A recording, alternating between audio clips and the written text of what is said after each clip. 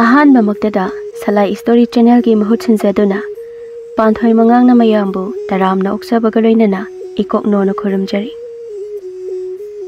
ꯉꯁꯤꯁꯨ ꯃꯌꯥꯝꯒꯤꯗꯃꯛꯇ ꯃꯇꯝꯒꯤ ꯋꯥꯔꯤ ꯑꯃ ꯄꯨꯗꯨꯅ ꯂꯥꯛꯆꯔꯦ꯫ ꯋꯥꯔꯤ ꯑꯁꯤꯕꯨ ꯏꯕꯤꯔꯛꯄꯅ ꯆꯤꯇ꯭ꯔꯐꯝꯗꯣꯡ꯫ ꯋꯥꯔꯤ ꯑꯁꯤꯒꯤ ꯃꯃꯤꯡꯅ ꯄꯣꯛꯇꯕꯤ ꯃꯃꯥ꯫ ꯁꯅꯥꯖꯥꯎꯕ ꯏꯝꯐꯥꯜꯗꯒꯤ ꯈꯔ ꯍꯥꯏꯊꯔꯒ ꯂꯩꯕ ꯈꯨꯡꯒꯪ ꯑꯃꯗꯒꯤꯅꯤ꯫ ꯃꯍꯥꯛꯀꯤ ꯅꯨꯄꯤꯒꯤ ꯃꯃꯤꯡꯅ ꯎꯔꯤꯛꯂꯩ ꯀꯧꯏ꯫ ꯑꯗꯨꯕꯨ ꯂꯥꯏꯕꯛ ꯊꯤꯕꯗꯤ ꯎꯔꯤꯛꯂꯩ ꯑꯍꯥꯟꯕ ꯑꯉꯥꯡ ꯎꯅꯕꯗ ꯇꯥꯏꯕꯪꯄꯥꯟ ꯊꯥꯗꯣꯛꯈꯤꯔꯝꯃꯤ꯫ ꯑꯉꯥꯡ ꯑꯗꯨꯒꯤ ꯃꯃꯤꯡꯅ ꯏꯆꯥꯇꯣꯟ ꯀꯧꯏ꯫ ꯏꯆꯥꯇꯣꯟꯅ ꯃꯍꯩ ꯇꯝꯕ ꯍꯧꯔꯛꯄ ꯃꯇꯝ ꯁꯅꯥꯖꯥꯎꯕꯗꯨ ꯅꯨꯄꯤ ꯑꯇꯣꯝꯕꯤ ꯑꯃ ꯊꯤꯔꯛꯈꯤ꯫ ꯅꯨꯄꯤ ꯑꯗꯨꯒꯤ ꯃꯃꯤꯡꯅ ꯏꯉꯦꯂꯩ ꯀꯧꯏ꯫ ꯏꯉꯦꯂꯩꯅ ꯂꯥꯛꯄ ꯀꯨꯏꯗ꯭ꯔꯤꯉꯩꯗꯗꯤ ꯏꯆꯥꯇꯣꯟꯕꯨ ꯃꯆꯥꯗ ꯃꯆꯥꯗꯧꯅ ꯂꯨꯅ ꯆꯥꯅ ꯇꯧꯕꯤꯔꯝꯃꯤ꯫ ꯃꯇꯝ ꯈꯔ ꯂꯩꯔꯒ ꯏꯉꯦꯂꯩ ꯃꯆꯥꯅꯨꯄꯥ ꯑꯃ ꯐꯪꯖꯈꯤ꯫ ꯃꯆꯥꯅꯨꯄꯥ ꯐꯪꯖꯔꯕ ꯃꯇꯨꯡꯗꯒꯤꯗꯤ ꯏꯆꯥꯇꯣꯟꯕꯨ ꯊꯤꯅ ꯊꯤꯅ ꯇꯧꯕꯤꯕ ꯍꯧꯔꯛꯈꯤ꯫ ꯅꯣꯡꯃ ꯁꯅꯥꯖꯥꯎꯕꯅ ꯏꯉꯦꯂꯩꯗ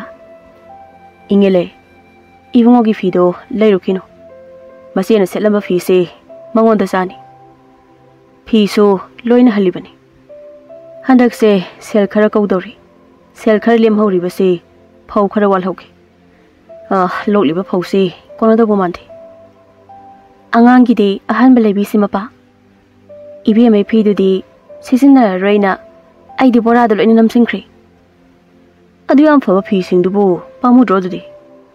ꯄꯥꯝꯃꯨꯕ ꯇꯣꯛꯈ꯭ꯔꯣ꯫ ꯅꯨꯡꯁꯤꯗ꯭ꯔꯥ ꯍꯥꯏꯋꯥꯅꯤꯗ, ꯏꯆꯥꯅ ꯁꯦꯠꯂꯝ ꯆꯥꯔꯝꯕ ꯈꯣꯡꯒ꯭ꯔꯥꯎ ꯐꯨꯔꯤꯠꯅꯤ꯫ ꯍꯣꯏ, ꯑꯗꯣ ꯕꯣꯔꯥꯗ ꯍꯥꯞꯆꯤꯜꯂꯨꯔꯦ ꯑꯩꯅ꯫ ꯏꯕꯨꯡꯉꯣꯒꯤ ꯐꯤꯗꯨꯗꯤ ꯑꯍꯟꯕ ꯂꯩꯕꯤꯔꯁꯦ꯫ ꯏꯕꯦꯝꯃ, ꯇꯥꯕ꯭ꯔꯣ? ꯅꯄꯥꯒ ꯑꯁ꯭ꯋꯥꯏꯐꯥꯎꯗ ꯊꯣꯛꯂꯨꯒꯦ, ꯌꯨꯝ ꯁꯪꯂꯝꯃꯨ꯫ ꯏꯃꯨꯡꯗꯒꯤ ꯏꯆꯥꯇꯣꯟꯅ "ꯍꯣꯏ ꯏꯃꯥ꯫ ꯏꯃꯥ, ꯏꯁꯤꯡ ꯍꯣꯟꯗꯣꯏꯁꯦ ꯀꯩ ꯀꯣꯟꯅꯅꯣ ꯏꯃꯥ?" "ꯏꯕꯦꯝꯃ, ꯑꯩꯈꯣꯏ ꯂꯩꯇ꯭ꯔꯤꯉꯩ ꯄꯨꯈ꯭ꯔꯤ ꯇꯨꯔꯦꯜꯗ ꯀꯨꯝꯂꯝꯒꯅꯨꯀꯣ꯫ ꯏꯉꯦꯂꯩ, ꯑꯉꯥꯡꯗ ꯄꯨꯈ꯭ꯔꯤ ꯇꯨꯔꯦꯜꯗ ꯀꯨꯝꯍꯟꯒꯅꯨ꯫ ꯇꯨꯔꯦꯜꯁꯨ ꯃꯤ ꯀꯨꯝꯕ ꯅꯠꯇꯦ꯫ ꯃꯃꯥꯡ ꯆꯍꯤꯗ ꯃꯣꯏꯔꯥꯡꯊꯦꯝ ꯆꯥꯎꯕꯒꯤ ꯃꯁꯨ ꯑꯃ ꯇꯥꯔꯒ ꯁꯤꯈ꯭ꯔꯤꯕꯗꯨꯅꯤ." "ꯑꯁ, ꯑꯗꯨꯗꯤ ꯃꯣꯏꯅ ꯁꯦꯟꯅꯗꯕꯩꯅꯤ꯫ ꯑꯗꯨꯗꯤ ꯑꯩꯈꯣꯏꯒꯤꯁꯤꯗꯤ ꯁꯦꯟꯅꯔꯤꯕ꯭ꯔꯅꯦ ꯅꯪ ꯍꯥꯏꯗꯨꯕꯣ? ꯏꯕꯦꯝꯃ, ꯌꯨꯝꯗ ꯑꯗꯨꯝ ꯂꯩꯔꯝꯃꯨꯀꯣ." ꯃꯇꯝ ꯈꯔ ꯍꯧꯈ꯭ꯔꯦ꯫ ꯃꯁꯥ ꯈꯔ ꯁꯣꯟꯕ ꯆꯕꯤꯠ ꯆꯕꯤꯠ ꯅꯥꯒꯟꯕ ꯏꯆꯥꯇꯣꯟꯗꯨ ꯅꯣꯡꯃ ꯀꯟꯅ ꯅꯥꯔꯝꯃꯤ꯫ ꯑꯗꯨꯕꯨ ꯁꯅꯥꯖꯥꯎꯕꯗꯤ ꯍꯧꯖꯤꯛꯀꯥꯟꯁꯤ ꯌꯨꯝꯗ ꯏꯔꯩ ꯂꯩꯔꯝꯗꯦ꯫ ꯑꯗꯨꯅ ꯃꯃꯥꯇꯣꯟ ꯏꯉꯦꯂꯩꯅ ꯏꯆꯥꯇꯣꯟꯕꯨ ꯍꯥꯟꯅꯗꯒꯤ ꯊꯤꯅ ꯇꯧꯕ ꯍꯦꯜꯂꯝꯃꯤ꯫ ꯅꯣꯡꯃ ꯏꯆꯥꯇꯣꯟꯗꯨ ꯃꯥꯒꯤ ꯂꯩꯈꯤꯗ꯭ꯔꯕ ꯃꯃꯥꯅ ꯇꯨꯝꯂꯝꯕ ꯐꯃꯨꯡꯗꯨꯗ ꯂꯣꯛ ꯀꯟꯅ ꯀꯟꯅ ꯈꯨꯔꯒ ꯐꯤ ꯃꯆꯥ ꯑꯃ ꯁꯨꯞꯂꯒ ꯇꯨꯝꯂꯤ꯫ "ꯏꯕꯦꯝꯃ, ꯅꯪꯒꯤ ꯂꯣꯛꯇꯣ ꯈꯔ ꯇꯞꯅ ꯈꯨꯋꯣ꯫ ꯅꯅꯥꯎ ꯅꯤꯄꯥ ꯁꯨꯝꯃꯤꯁꯦ ꯍꯧꯔꯛꯀꯅꯤ꯫ ꯑꯩꯅ ꯅꯣꯡꯃꯥꯡꯈꯥ ꯃꯅꯥ ꯈꯔ ꯍꯦꯛꯂꯒ ꯐꯨꯠꯂꯒ ꯃꯅꯤꯜ ꯂꯧ ꯍꯥꯏꯕꯁꯨ ꯇꯥꯗꯦ꯫ ꯅꯪ ꯅꯥꯕꯁꯦ ꯃꯤ ꯌꯥꯝ ꯆꯦꯟꯅꯩꯅꯦ." ꯏꯆꯥꯇꯣꯟꯗꯣ ꯅꯣꯡꯃꯥꯡꯈꯥ ꯃꯈꯣꯡꯗ ꯂꯣꯛ ꯈꯨꯔꯒ ꯐꯝꯂꯤ꯫ "ꯕꯥꯖꯤ ꯂꯥꯛꯀꯗꯕ ꯀꯌꯥꯝ ꯋꯥꯠꯂꯤꯕꯖꯥꯠꯅꯣ? ꯏꯃꯥꯇꯣꯟꯅ ꯑꯩꯕꯨ ꯑꯁꯨꯛ ꯌꯥꯝꯅ ꯅꯨꯡꯁꯤꯕꯤꯗ꯭ꯔꯤꯁꯦ ꯀꯔꯤ ꯃꯔꯝꯒꯤꯅꯣ? ꯑꯩꯅ ꯌꯨꯝꯁꯤꯗ ꯂꯩꯕꯗ ꯏꯃꯥꯇꯣꯟꯗ ꯀꯌꯥ ꯌꯥꯝꯅ ꯑꯌꯦꯠꯄ ꯄꯤꯔꯕꯖꯥꯠꯅꯣ?" ꯏꯉꯦꯂꯩꯅ ꯃꯅꯤꯡꯊꯣꯡꯗꯒꯤ "ꯅꯣꯡꯃꯥꯡꯈꯥꯗꯣ ꯍꯦꯛꯂꯕꯣ? ꯏꯁꯤꯡꯁꯦ ꯁꯧꯔꯕꯅꯦ꯫ ꯀꯣꯛ ꯄꯨꯔꯛꯑꯣ ꯅꯣꯡꯃꯥꯡꯈꯥꯗꯣ." "ꯏꯃꯥ, ꯑꯩ ꯍꯦꯛꯄ ꯉꯝꯗ꯭ꯔꯦ꯫ ꯏꯁꯥꯁꯤ ꯌꯥꯝ ꯋꯥꯏꯌꯦ." "ꯉꯝꯗ꯭ꯔꯗꯤ ꯇꯣꯛꯑꯣ." "ꯇꯣꯛꯄ ꯌꯥꯔꯣꯏ꯫ ꯍꯤꯗꯥꯛ ꯂꯩꯅꯕ ꯁꯦꯜ ꯂꯩꯇꯦ." "ꯏꯃꯥ, ꯑꯩ ꯌꯥꯝꯅ ꯅꯠꯇꯕꯤ ꯑꯉꯝꯕ ꯈꯔ ꯍꯦꯛꯂꯒ ꯐꯨꯠꯄꯤꯌꯣ." "ꯏꯁꯤꯡ ꯂꯨꯝꯃꯦ, ꯅꯣꯡꯃꯥꯡꯈꯥ ꯃꯅꯥꯗꯣ ꯍꯥꯞꯆꯤꯜꯂꯒ ꯂꯨꯝꯃꯒ ꯃꯅꯤꯜ ꯂꯧꯖꯧ." ꯅꯥꯀꯟꯗ ꯏꯉꯦꯂꯩꯒ ꯌꯨꯝꯂꯣꯟꯅꯕ ꯁꯖꯤꯕꯨꯗꯨ ꯃꯥꯒꯤ ꯇ꯭ꯔꯦꯛꯇꯔꯗꯨ ꯂꯩꯈꯣꯝ ꯀꯣꯊꯣꯛꯂꯤ꯫ ꯑꯗꯨꯒ ꯁꯖꯤꯕꯨꯒꯤ ꯃꯃꯥ ꯇꯝꯄꯥꯛꯂꯩꯁꯨ ꯒꯥꯔꯤꯗꯨꯗ ꯏꯁꯤꯡ ꯆꯥꯏꯕꯤꯔꯤ꯫ ꯇꯝꯄꯥꯛꯂꯩꯅ "ꯀꯧꯅꯗꯕꯅꯤꯅ ꯑꯉꯥꯡꯁꯤꯒꯤ ꯃꯇꯦꯡ ꯄꯥꯡꯂꯨꯕ ꯌꯥꯕꯗꯣ꯫ ꯅꯨꯄꯤꯁꯤꯅ ꯁꯅꯥꯖꯥꯎꯕꯗ ꯐꯩꯔꯦꯡ ꯇꯨꯔꯦꯡ ꯋꯥ ꯇꯝꯁꯤꯜꯂꯨꯔꯕꯗꯤ ꯈꯠꯅꯕ ꯍꯧꯕ ꯃꯥꯟꯗꯣꯏꯅꯦ ꯑꯩꯈꯣꯏꯅ꯫ ꯍꯥꯏꯗꯤ ꯑꯉꯥꯡꯁꯤꯒꯤ ꯃꯇꯦꯡ ꯄꯥꯡꯁꯤꯜꯂꯒ ꯃꯃꯥ ꯃꯆꯥ ꯅꯨꯡꯁꯤꯅꯍꯟꯗꯅꯕ ꯇꯧꯋꯦꯅ." ꯁꯖꯤꯕꯨꯗꯨ ꯇ꯭ꯔꯦꯛꯇꯔ ꯃꯊꯛꯇ ꯀꯥꯔꯒ "ꯁꯅꯥꯖꯥꯎꯕꯁꯨ ꯈꯪꯕꯅꯤꯗ ꯏꯃꯥ, ꯏꯉꯦꯂꯩꯅ ꯄꯣꯛꯇꯕꯤ ꯃꯆꯥꯅꯨꯄꯤꯁꯦ ꯅꯨꯡꯁꯤꯅ ꯂꯣꯏꯅꯕꯤꯗꯦ ꯍꯥꯏꯕ꯫ ꯉꯥꯏꯈꯣ ꯏꯕꯨꯡꯉꯣ, ꯁꯅꯥꯖꯥꯎꯕꯒꯤ ꯏꯪꯈꯣꯜꯁꯦ ꯂꯩꯕꯥꯛ ꯌꯥꯝꯅ ꯀꯪꯂꯕꯅꯤ꯫ ꯅꯪ ꯃꯥꯒꯤ ꯏꯪꯈꯣꯜꯁꯦ ꯑꯃꯨꯛꯇ ꯈꯣꯏꯗꯣꯛꯄꯤꯔꯝꯃꯣ ꯅꯪ ꯊꯕꯛ ꯆꯠꯇ꯭ꯔꯤꯉꯩꯗ." "ꯏꯃꯥ, ꯍꯌꯦꯡ ꯈꯣꯏꯔꯁꯤ꯫ ꯑꯩ ꯆꯥꯛ ꯆꯥꯕꯒ ꯃꯅꯤꯇꯣꯝꯕꯒꯤ ꯇ꯭ꯔꯦꯛꯇꯔ ꯂꯩꯕ ꯆꯠꯂꯨꯁꯦ ꯍꯥꯏꯕꯅꯤ." "ꯍꯣꯏ ꯍꯣꯏ, ꯑꯗꯨꯗꯤ ꯍꯌꯦꯡ ꯈꯣꯏꯕꯤꯔꯣ꯫ ꯅꯣꯡꯊꯤꯜꯗꯣ ꯇꯝꯄꯥꯛ ꯂꯩꯗꯣ ꯏꯉꯦ ꯂꯩꯍꯣꯏꯗ ꯆꯪꯂꯤ ꯑꯗꯨꯒ ꯇꯝꯄꯥꯛ ꯂꯩꯗꯣ ꯃꯥꯡꯒꯣꯜꯗ ꯐꯝꯂꯒ ꯏꯁꯨ ꯇꯣꯝꯕꯤ ꯅꯪꯕꯨ ꯃꯄꯥꯟꯗ ꯊꯣꯛꯄ ꯉꯝꯗ꯭ꯔꯕꯣ ꯑꯩ ꯂꯥꯛꯏꯅꯦ ꯅꯪꯕꯣ ꯏꯉꯦ ꯂꯩꯗꯤ ꯃꯈꯣꯜ ꯃꯋꯥ ꯇꯥꯗꯦ ꯑꯩ ꯂꯥꯛꯄꯁꯤꯗ ꯊꯣꯛꯂꯛꯇ꯭ꯔꯤꯕ ꯖꯥꯠꯂꯥ ꯀꯅꯥꯝꯇ ꯈꯨꯝꯗꯦꯅꯦ ꯐꯔꯦ ꯐꯔꯦ ꯑꯗꯨꯗꯤ ꯍꯣꯔꯦꯟ ꯆꯪꯂꯛꯂꯒꯦꯀꯣ ꯕꯣꯕꯣꯛ ꯑꯩ ꯂꯩꯌꯦ ꯏ ꯇꯨꯡꯗ ꯀꯧꯔꯛꯂꯤꯁꯤ ꯏꯁꯨ ꯇꯣꯝꯕꯤ ꯅꯠꯇ꯭ꯔꯥ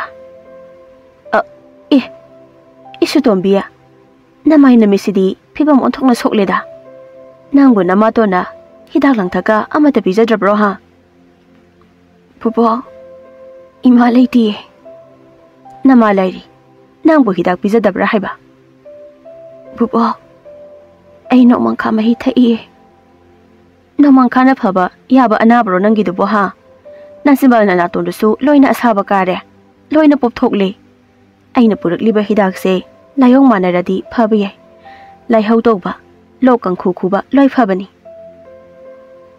ꯕꯣꯕꯣꯛꯀꯤ ꯍꯤꯗꯥꯛꯇꯣ ꯐꯕ ꯐꯠꯇꯕ ꯑꯗꯨꯝ ꯊꯝꯕꯤꯔꯝꯃꯣ ꯊꯛꯂꯒꯦ ꯑꯩ ꯍꯤꯗꯥꯛ ꯌꯥꯝꯅ ꯆꯥꯅꯤꯡꯉꯦ ꯁꯦꯁꯦ ꯁꯤꯁꯦ ꯈꯣꯟꯗ ꯇꯛꯈꯥꯏꯔꯒ ꯏꯁꯤꯡ ꯑꯁꯥꯕꯗ ꯅꯩꯔꯒ ꯊꯛꯎ ꯍꯧꯖꯤꯛꯀꯥꯟ ꯀꯩꯊꯦꯜꯗꯒꯤ ꯍꯤꯗꯥꯛꯀ ꯏꯁꯨꯅ ꯂꯩꯕ ꯉꯝꯂꯣꯏ ꯑꯩ ꯍꯣꯔꯦꯟ ꯂꯩꯕꯤꯔꯨꯒꯦ ꯅꯄꯥꯗꯣ ꯎꯗꯕ ꯀꯨꯏꯔꯦꯅꯦ ꯍꯜꯂꯛꯇ꯭ꯔꯤꯕ꯭ꯔꯥ ꯍꯣꯏ ꯍꯜꯂꯛꯇ꯭ꯔꯤ ꯕꯣꯕꯣꯛ ꯀꯅꯥꯅꯣ ꯕꯣꯕꯣꯛ ꯑꯥꯗ ꯃꯤ ꯑꯅꯤ ꯆꯪꯂꯛꯂꯤꯁꯦ ꯈꯥꯎ ꯑꯃꯁꯨ ꯌꯥꯜꯂꯛꯑꯦ ꯑꯁꯤꯗꯤ ꯑꯩꯈꯣꯏ ꯕꯥꯖꯤꯒꯤ ꯈꯥꯎꯅꯦ ꯕꯣꯕꯣꯛ ꯕꯥꯖꯤꯒ ꯂꯥꯛꯄ ꯃꯤ ꯃꯥꯜꯂꯦ ꯕꯣꯕꯣꯛ ꯍꯣꯏꯅꯦ ꯅꯄꯥ ꯂꯥꯛꯂꯤꯅꯤ ꯏꯁꯨ ꯇꯣꯝꯕꯤ ꯅꯄꯥꯒꯤ ꯃꯌꯣꯛ ꯊꯣꯛꯅꯕ ꯃꯩꯈꯦꯠ ꯄꯨꯊꯣꯔꯛꯎ 이붕어 아니야 ꯆꯪꯂꯛꯎ ꯀꯣꯏꯒꯅꯨ ꯍꯣꯏ ꯍꯣꯏꯅꯦ ꯁꯤ ꯁꯅꯥꯖꯥꯎꯕꯒꯤ ꯈꯥꯎꯁꯦ ꯁꯤꯗ ꯊꯝꯖꯒꯦ 이nieꯅ ꯁꯅꯥꯖꯥꯎꯕꯒꯤ ꯃꯥꯅ ꯁꯤꯖꯤꯟꯅꯔꯝꯕ ꯐꯤꯔꯣꯜꯁꯤꯡꯁꯦ ꯐꯖꯅ ꯅꯤꯡꯊꯤꯅ ꯊꯝꯖꯤꯟꯕꯤꯒꯦꯁꯨ ꯊꯝꯖꯤꯟꯕꯤꯌꯨ ꯑꯗꯣ ꯇꯥꯏꯔꯦꯜꯗꯤ ꯍꯥꯏꯐꯦꯠ ꯈꯤꯛꯇꯣꯛꯄꯤꯌꯨ ꯍꯣꯏ ꯍꯣꯏ ꯑꯗꯣ 이붕어 ꯍꯣꯏꯅ ꯍꯥꯏꯔꯤꯁꯤꯕꯨ ꯑꯩꯈꯣꯏ ꯁꯅꯥꯖꯥꯎꯕꯗꯣ ꯑꯥꯗ ꯂꯩꯍꯧꯔꯤ ꯍꯥꯏꯔꯤꯔꯕ ꯕꯣꯕꯣꯛ ꯐꯤꯗꯥ ꯂꯧꯊꯣꯔꯛꯂꯦ ꯈꯨꯔꯥ ꯑꯅꯤ ꯁꯤꯗ ꯐꯝꯕꯤꯌꯣ ꯍꯣꯏ ꯍꯣꯏ ꯐꯝꯒꯦ ꯑꯗꯣꯏꯅꯦ ꯅꯨꯄꯥ ꯑꯃꯗꯨꯅ ꯇꯞꯅ ꯃꯔꯨꯞ ꯑꯉꯥꯡꯒꯤ ꯃꯃꯥꯡꯗꯗꯤ ꯍꯥꯏꯔꯨꯔꯅꯨ ꯀꯩꯗꯧꯔꯦ 이붕어 ꯑꯅꯤ ꯅꯣꯏꯕꯨ ꯑꯩꯈꯣꯏ ꯁꯅꯥꯖꯥꯎꯕꯒ ꯄꯨꯟꯅ ꯂꯥꯛꯄ ꯅꯠꯇ꯭ꯔꯣ ꯅꯠꯇ꯭ꯔꯒ ꯃꯥꯒꯤ ꯐꯤꯁꯦ ꯊꯤꯜꯂꯛꯂꯤꯔꯣ ꯃꯥꯕꯨ ꯊꯕꯛ ꯃꯐꯝꯗ ꯂꯩꯍꯧꯔꯤꯕ꯭ꯔꯣ ꯈꯨꯔꯥ ꯑꯅꯤ ꯅꯣꯏ ꯃꯐꯝꯁꯤꯗ ꯀꯔꯤ ꯄꯥꯎ ꯇꯝꯕ ꯂꯥꯛꯂꯤꯅꯣ ꯕꯥꯖꯤꯒꯤ ꯈꯥꯎ ꯈꯛ ꯊꯤꯟꯕ ꯂꯥꯛꯂꯤꯁꯦ ꯀꯩꯒꯤꯅꯣ 이붕어 ꯅꯣꯏꯕꯨ ꯑꯉꯥꯡꯁꯤꯅ ꯍꯪꯂꯤꯁꯦ ꯑꯃꯨꯛꯇ ꯈꯨꯝꯃꯨꯅꯦ 이네 ꯁꯅꯥꯖꯥꯎꯕꯗꯣ ꯕꯣꯕꯣꯛ ꯑꯩ ꯏꯁꯥ ꯌꯥꯝ ꯅꯤꯛꯑꯦ 이베마 ꯅꯈꯨꯔꯥꯒꯤ ꯋꯥ ꯇꯥꯈꯤꯁꯤ 이붕어 ꯁꯅꯥꯖꯥꯎꯕ ꯀꯩꯗꯧꯔꯦ ꯍꯥꯏꯕꯅꯣ 이네 ꯁꯅꯥꯖꯥꯎꯕꯗꯣ ꯆꯤꯡ ꯃꯈꯣꯡꯗ ꯁꯥꯕ ꯌꯨꯝ ꯑꯃꯗ ꯆꯤꯡꯒꯤ ꯂꯩꯕꯥꯛ ꯅꯤꯡꯈꯥꯏꯔꯛꯄꯗ ꯌꯨꯝꯒ ꯄꯨꯟꯅ ꯐꯨꯝꯖꯤꯟꯈ꯭ꯔꯦ ꯃꯥꯒꯤ ꯐꯤꯔꯣꯜ ꯈꯥꯎ ꯑꯁꯤꯁꯨ ꯃꯥꯅ ꯌꯨꯝ ꯍꯟꯗꯧꯔꯕꯅꯦꯅ ꯁꯨꯗꯣꯛ ꯆꯥꯝꯊꯣꯛꯂꯒ ꯅꯨꯡꯁꯥ ꯐꯪꯕ ꯃꯐꯝꯗ ꯐꯧꯔꯝꯕꯅꯤ ꯏꯆꯥꯇꯣꯟꯒ ꯇꯝꯄꯥꯛ ꯂꯩꯒꯗꯣ ꯈꯣꯟꯖꯦꯜ ꯊꯣꯛꯅ ꯀꯞꯂꯛꯏ ꯁꯅꯥꯖꯥꯎꯕ ꯂꯩꯇ꯭ꯔꯕ ꯃꯇꯨꯡ ꯏꯉꯦ ꯂꯩꯗꯨ ꯅꯤꯡꯕ ꯀꯥꯏꯔꯕꯅꯤ ꯍꯥꯏꯗꯨꯅ ꯄꯣꯛꯇꯕꯤ ꯃꯆꯥꯅꯨꯄꯤ ꯏꯆꯥꯇꯣꯟꯗ ꯃꯥꯒꯤ ꯑꯁꯥꯎꯕ ꯇꯥꯏꯅꯐꯝ ꯑꯣꯏꯔꯛꯂꯝꯃꯤ ꯅꯣꯡꯃ ꯏꯉꯦ ꯂꯩꯅ 이베마 ꯍꯩ ꯑꯁꯤꯕꯤ ꯑꯅꯤꯅ ꯄꯣꯛꯂꯝꯕ ꯃꯆꯥ ꯅꯪꯕꯨ ꯊꯥ ꯑꯃ ꯅꯥꯕ꯭ꯔꯣ ꯍꯥ ꯑꯁꯤꯕꯗ ꯌꯨꯝ ꯄꯥꯟꯅꯕ ꯄꯣꯛꯂꯛꯄ ꯅꯨꯄꯤꯔ ꯈꯪꯗꯦꯅꯦ ꯑꯩꯁꯦ ꯑꯁꯤꯕꯒꯤ ꯍꯧꯔꯛꯐꯝ ꯌꯨꯝꯁꯤꯗ ꯂꯩꯕ ꯀꯤꯔꯦ ꯑꯩ ꯌꯨꯝ ꯏꯪꯈꯣꯜꯁꯤ ꯌꯣꯟꯊꯣꯛꯂꯝꯂꯒ ꯏꯄꯥꯝꯗ ꯂꯩꯔꯨꯕꯅ ꯐꯔꯅꯤ 이마ꯇꯣꯟ 이마ꯒꯤ ꯋꯥꯍꯩꯗꯣ ꯌꯥꯝ ꯀꯟꯃꯜꯂꯦ 이마 ꯍꯩ ꯑꯩꯉꯣꯟꯗ 이마ꯒ ꯀꯧꯔꯛꯀꯅꯨ ꯑꯩꯁꯨ ꯁꯤꯒꯗꯕ ꯃꯥꯜꯂꯤ 이마ꯇꯣꯟꯒꯤ ꯋꯥꯍꯩꯁꯤꯡꯗꯣ ꯌꯥꯝ ꯀꯜꯂꯦ 바지도 이마돈기수 나쁘르보 이름리버니 이마돈 누가 안강시수 바지기 이네 컴바가 얌 하이레다 아시버나 복람바 마사시수 꼬인 행가다보 마실럭드레 시수 마사세 짜베나여바 땀박 레이나 마욤다 따비야보 와맛베 행앙데다 마시기 람세이시덕비세 이붕어 따리브라 이마 ꯑꯩꯁꯨ ꯉꯥꯡꯂꯤꯕꯁꯦ ꯂꯣꯏꯅ ꯇꯥꯔꯤ ꯑꯉꯥꯡꯁꯦ ꯁꯣꯏꯗꯅ ꯉꯥꯎꯗꯅ ꯆꯠꯈꯤꯕ ꯇꯥꯔꯤꯅꯦ ꯏꯃꯥ Mapagi sorat numita kappa henmandana masa se anaba hinjinkrabani hoini ibungo inge leisu mana makhol hen hauna ba kapada mana kapagi khonjel do tabada ok yolamdai mangak laklaga jingbagi ok na khongbu makhonga chap mana khibani mawa sibada thamoi sengna kapangamdaba nupi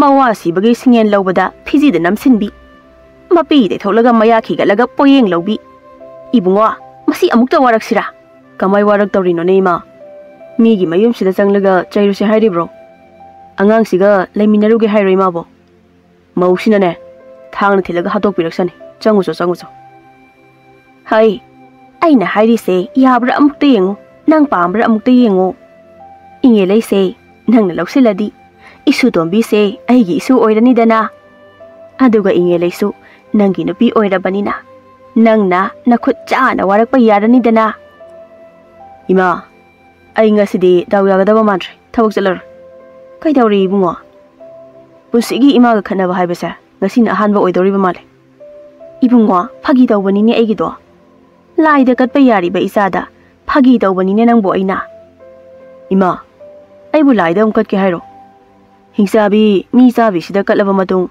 laida umkat to roise ai sida leibasi yam kirak tawre ai tractor khoi ba tholai ko ima do de ngai khoi bungo isu tombi se ai khoi ni ho ba yana ba wa amata tana hosi thuna ima ai ima gi manak tane leibasa yamna kire ai chale ko ima ai chale hai ngai khone nang boi bungo kana ba aruba wani ni aina tana ga dawri base chat khre ni he mase masigi hingsa bi se angang se phubi khraba male ni amo masi ai oina changlaga mause phura sira khangde dai chahi humpu su ba aina chahi kunthra su dribi asigi manak ta changluba yaroi huina hodong haidat bagum haidat khini ai se mana aduna phattabi nangdi kokna warak patabani aduk yamna phataba nangdi aina warak patabani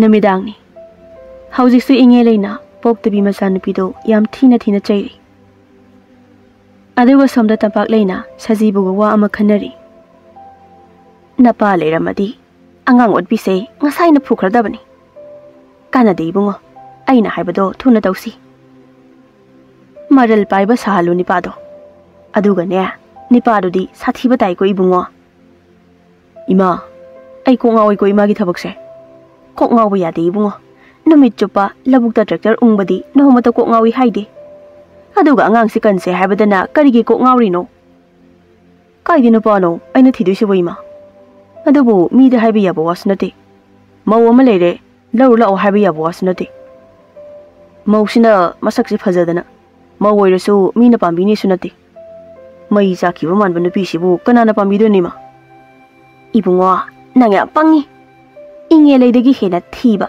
nupa ama thira loire matu phangdaba natraga matu kaina khiba thidau-bani adusu amuk nupa aduna nupido phubo otpadagi leiba ngamdadana chen khiba nupidugi nupa oidauba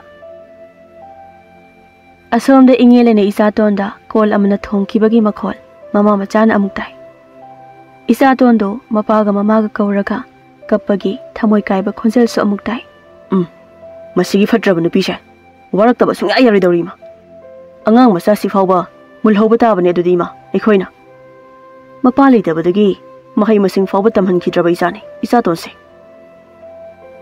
mama masana sinduna mathong yamna chadaba gundawai kariwai tauba mayai ka bachinjak yamna charamba nipa ama inge legi semlami nipa adugi mamingna kheda kawi kheda do sajibu ga mama ga punna wari sari kheda na sajibuda ibo nangso nasana udi fare ne ha aina nangse tractor yon famda tractor gi mapot level lakpa toina thingai ne ai sunangi tractor le famda tractor mapot masak thangdo thangjin torame aduda mapu na ingon ta pakhol si ba henandana tractor ama soiba saraga mapal da semna ba thamba tractor ama mai thadokpani dana ina adudai thabu mo famle tan thorakle ai di mina lakjaba yade ba nupa oigera nupi oigera lanbe yade adotada nupi di thidaba yaroidana chahi su ayore hai aduni ibungo nangbu nupi thina batawro haiba ine mau fauba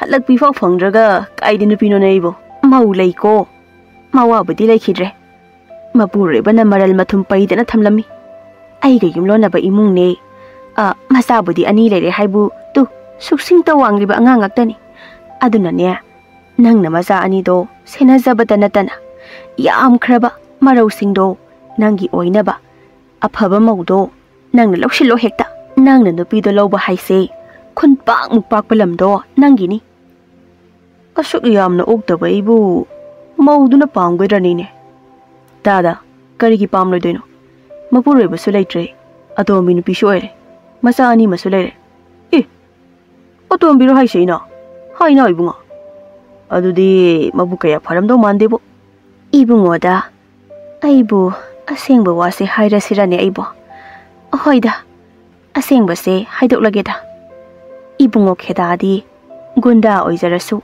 nisa jajarasu angang nubida tathi tawoina tawba yadesu ekhoi khangido aduna wase lotlubani ado matangna wa lotpa yarak loidawri ibungo gi lanba yadaba puksel se khangbanina mauduna isudo khara tathina tawbire isu ahando ine aina phana oktrasu aidi lanba yade nupi angangda tathi tawina tawba mi shimadine lemna thadre hairi aidi sakthi jarasu gunda oijarasu runa abatba chingka ba ngamdaba ma thaujarasu ai mi da lanba yade adudi ta kheda sumai tawbiro ekhoi gi lekaida inkhol uba ngamdaba sing lebak tawba lakjari mana masing thaba lakjari lam inkhol koiba ngamjadaba sing inkhol koibiba lakjari na hojiki maudugi thongal mapada koilaw lawro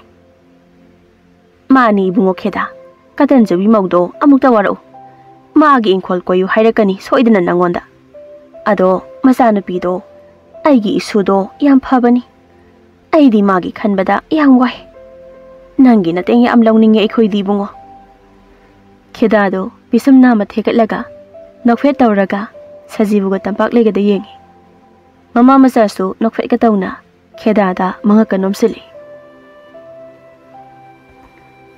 matam khara leiragani khedana ingelegi inkhol tawribado nongma ayukni isa tondo khedagi cha puthori khura cha purakliye kada kada ahal sabase waine koi jaton namadi kada de leke imado maningi idomsa hoida phamba jakhibani chakti kana thongdoi badude aina thongdoi ne khura aduni ne aina harise aigi maram mupi sa ahal namase aina chak thongba sungu udine ado aingonda khura kaurano ipaton kawdowani baji haina dum kawroda namase aina lawrabanina aina nami khudingi inkhol tawba lakpasida namana ibu phabirene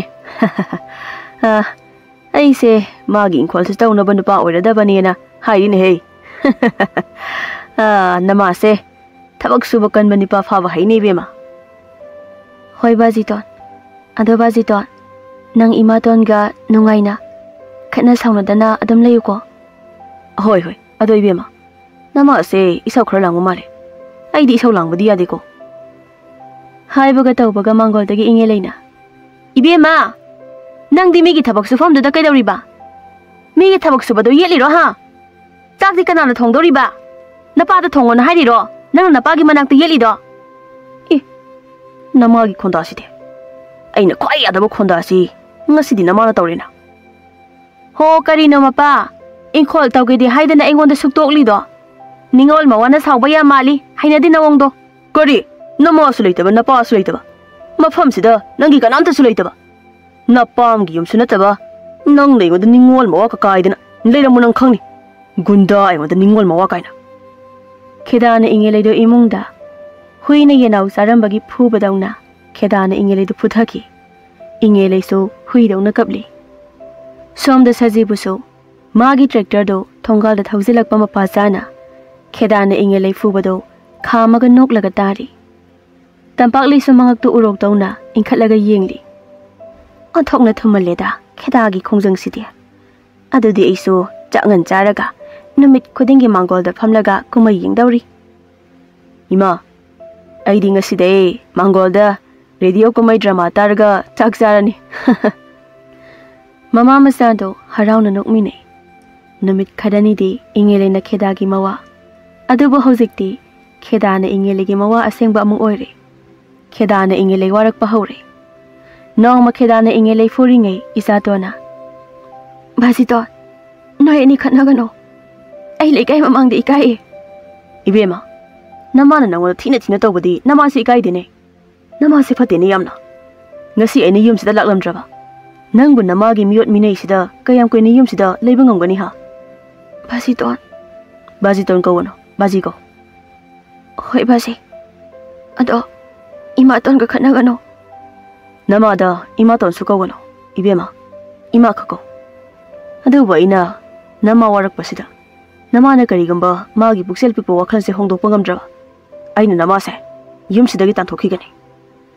Ingeli de sesat kapaga. Kari nangna aigi yum sida kari oidana ai tanthok pangamgadoriba. Lairiba lanthum singse aigine. Masi aigi kufusi iyo yogdriba malene masi. Hawjiti nangse aigi nupini ni ingele. Adugi ibani leiba mafamse nangi napam sunate. Laikai ni yaba midugi oidoribani lamse. Isani yaba midugi oidoribani yumbuse. Nangna nangi lam ingkhol pame hairasu isana pa apikpa amadi isana pisigi adum oihogadoribani. Aigi fangdoribasisu isa singi adum oihodoribani. Nang aidi sikhrani. Aduna aina nangonda haribasine. Nang afaba nupi ama oyo. Ai phatte haibasidi nang laklakan nangna hanba haibane. Laikai mi kana amatana.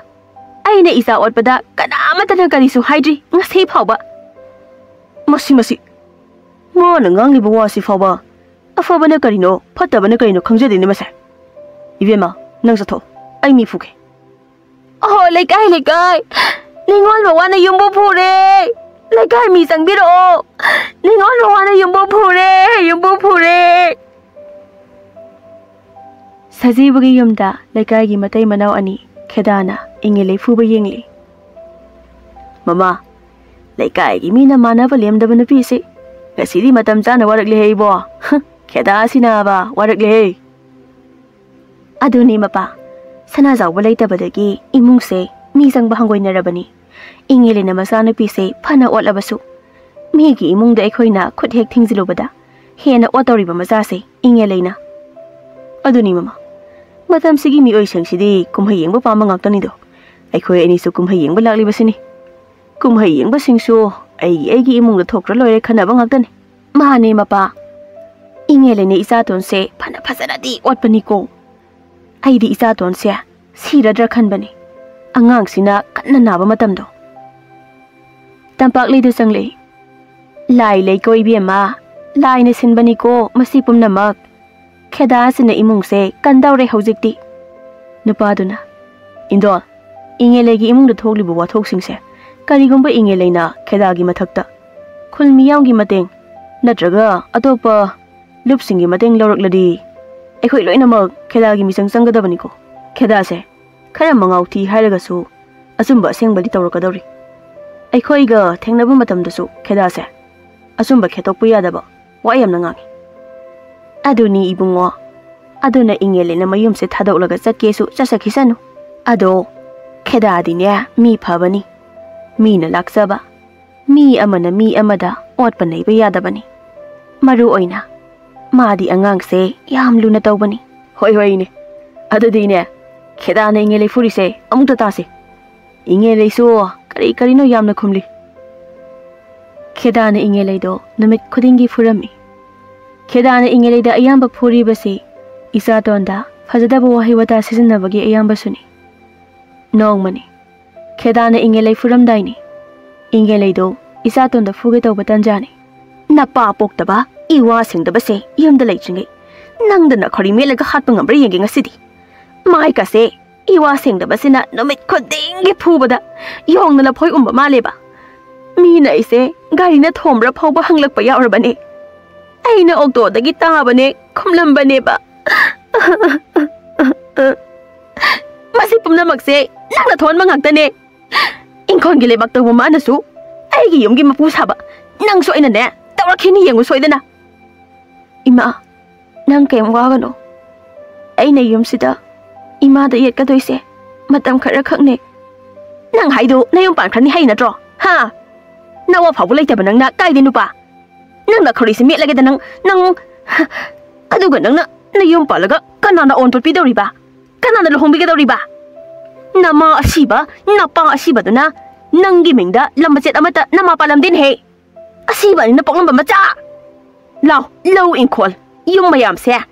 Ay gikuta loy na lay niya, lapsi si daw bi. Ingilay kitong dagi kitana. Oh, law in call giwa yorak ladi. Nang nalo silaga thambal lam in call gi siyasang. Ay gikuta loy na lay ingilay. Keda, nang di nga say makayom da lay bra. Layte. Ingkol gi siyasang, isa ani giming da onthok lubani. Aduga nagso, khul dagi tanthok pada, khul na yaba pirak labani. Lam ingkol gi siyasang si, isa na pina ingonda, lo na pirak pani. Aduga, napuroy bagi layfam di. Napuroy bagi layfam adum oigani. Nangi, kaitong do oibang amloy. Kari, nang boy gi puroy ba? Siyasang sida, isa na pina, ay giming hawkre. Ay sidriba phawbadi aigi oirani. Isa nupi isa tona che sida sumna iri. Ai bu poklamba ipa sana zawbagi lairamba lanthum pumnamak. Ai bu hauzik ngakpi senbiri babaji da pumnamak sinaba haina. Lam ingkhol gi chening sida iri. Sajibu amadi tampak leina sillaga khedaga tanaraga moi ahumna khullekai gi mioi singasu amuk munna tanaraga ingelegi mingda lairamba lam ingkhol sing isa ton amadi ingelegi masanupa apik paduda khedana nama onbirami. Lekai khulnasu ingeleibu amuktang warake haina tanja lumlingai. Tharang phaba sajibugi mama masana masing mason naiba mabukti yamna phaba khedagi mateng lauraga hingsabi ingelegi makhuttagi isa ton bu kanbibagi damak khulngi mioi singna sajibubu makhoi khulngi lofam sing sajibuna sidri phaba atopa kana amata nektana Sajibuna loina tractor khoyan bahaina yanarami. Sajibusu warepto noklaga tari. Aduga khedasu khulgi thongmi ama oina hapiduna hena fabami ama oina naba thongna hapirami. Amadi masa ani bu ngak senbada pukning thogat pirami. Haujikti inge leido khedana numit khudingi warak padai ingelena kheda kibaga khullai kaina khedagi misang loi changbaga ingelei pambai amata leiramde. Mapamda chatawada ngairami. Adubu atombina bu mapamda laibada. Lairabasu magi wari tabada. Mapamgi mina changhalloi khangbana. Inge leido masana masabu semdok janaba yam kanna hotnajarami. Chahi kharagi matung inge lei afaba nupi atombi ama oiba ngamlaklei. Isa tonsu laisabi mapung phare. Khedasu yamna phaba puksel chawa mi ama oire. Khulngi luchingba oire. Bot maza fawba lepning laklek kheda do. Kheda na bot lepning libado. Ma bu mang tak ngaba insilak pani haiba kheda masana su amuk khangjari. Sajibusu chahi super lau khoibada sel namthi khai paire. Asumna isa tongi punsi kheda na ngak senbiduna nungai na thambi khirami.